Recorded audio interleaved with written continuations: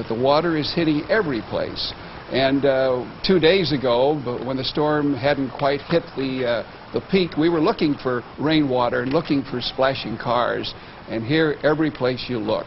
And then you do, of course, get the just too much water, and the fences are torn out. I don't know if you had a chance last night to watch the Consumer Report. It was really a great thing. A fellow from the Automobile Club. And of course, the reason for the Consumer Report is how do you drive in water like this? And it is so true, none of us are used to that. And he said, drive slowly, just like that Jeep. Just take your time, don't go too fast. Another thing he said that was good is to turn the defroster on. Because if you're in that car and you're caught in the traffic tie-up, that defroster pretty well keeps your windows clear. This is KTLA Channel 5 in Los Angeles. We are continuing our coverage. We're going to stay with this story throughout the day. These folks were on top of their campers waving for help. Initially, on the first sweep to save the first people, the people handed the rescuers their 2 dogs. The dogs were flown off to the side. Then the chopper came back repeatedly. People one by one and in pairs were pulled onto the choppers and into safety. The waters ran across this particular part of the freeway for about 100 yards, and at some points was 5 or more feet deep. We have no fatalities, we're told, out of this RV park, that everyone was rescued or was able to get out on their own. With me is Jim Cook with the Ventura County section of the California Highway Patrol. Jim, you're the one that stopped the traffic here. What was it like when you first arrived? When I first arrived, all I saw was a wall of water coming over the freeway. Okay, and he's right in the middle of his job right now, so he is taking a call on the radio. The water has receded quite a bit since we first got here, but people were hooked up and ready to go, and obviously quite a few of them decided it was time to bail out. As Mr. Cook from the California Highway Patrol was telling us, it came over and filled up in about 10 minutes.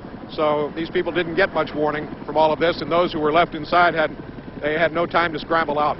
And here we can see live from Skycam again, traffic is finally moving past that recreational vehicle area, the Ventura Beach RV park. That is Highway 101 southbound, moving in one direction, as you say, Mark. These people have been waiting for 4 hours to get through because the river was pouring over the freeway. This is the main artery north and southbound along the coastline for California.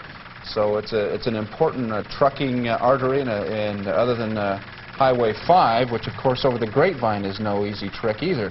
We've had slick snow and ice conditions over the Grapevine, heading into the San Joaquin Valley, into Bakersfield and that area.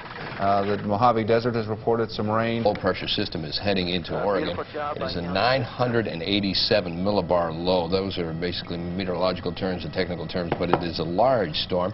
The cold front is what is whipping through our area here in the Southland. And as that cold front passes through, there's just a lot of, directly behind it, unstable air.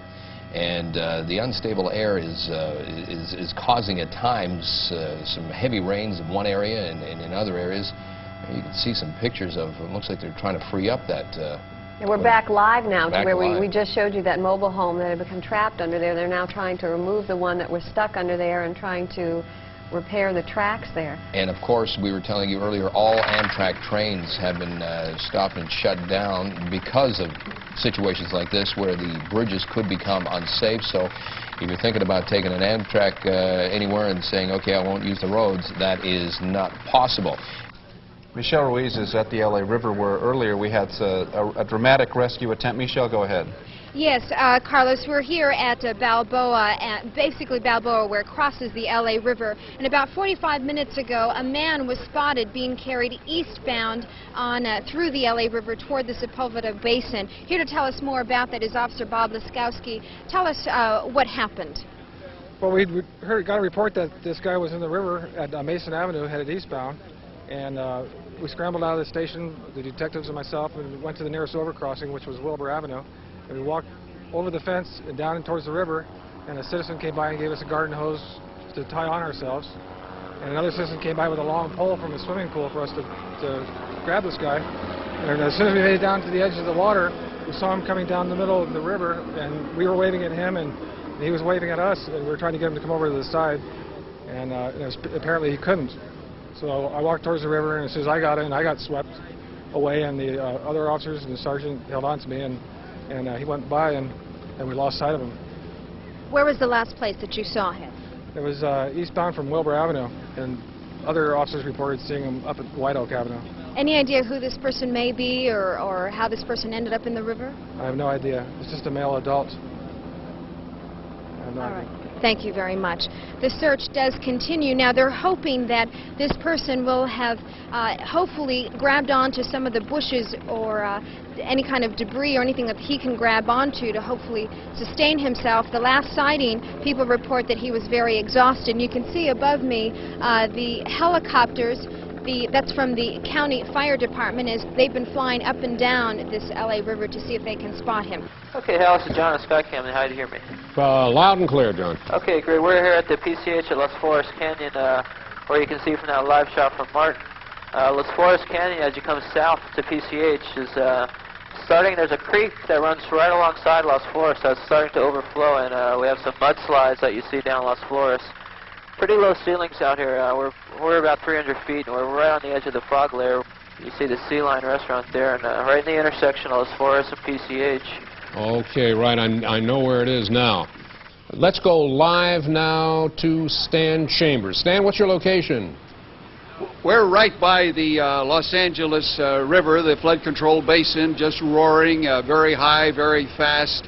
And we've been driving about Los Angeles and Hollywood, just checking on various things, listening to those emergency scanners, and they're very busy.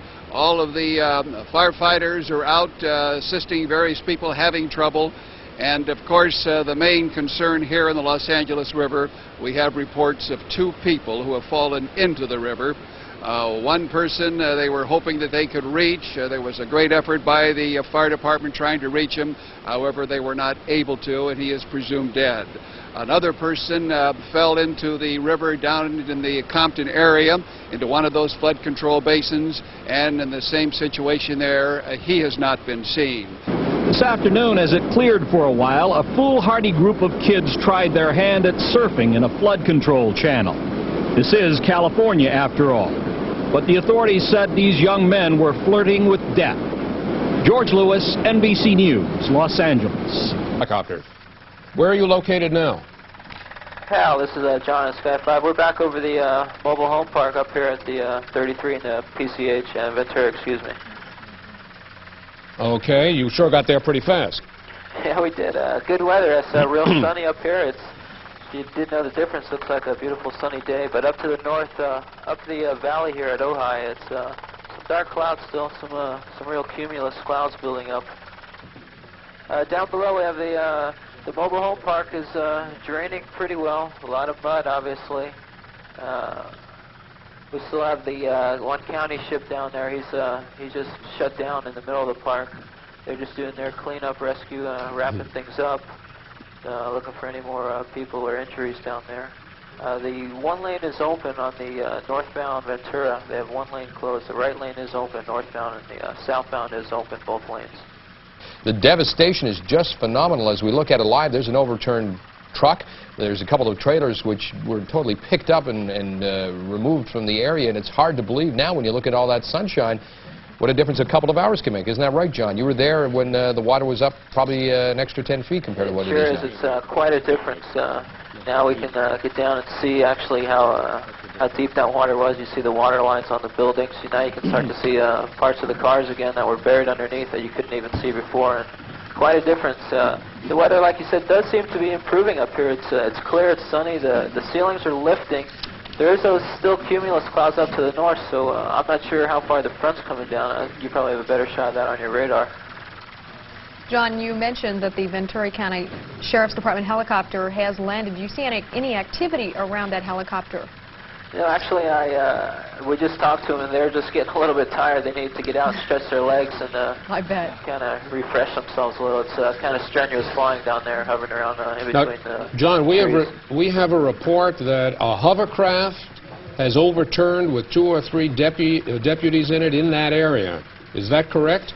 Hovercraft did overturn, but they rescued him. They got him back on shore. No injuries, so that's all been cleared up and no injuries.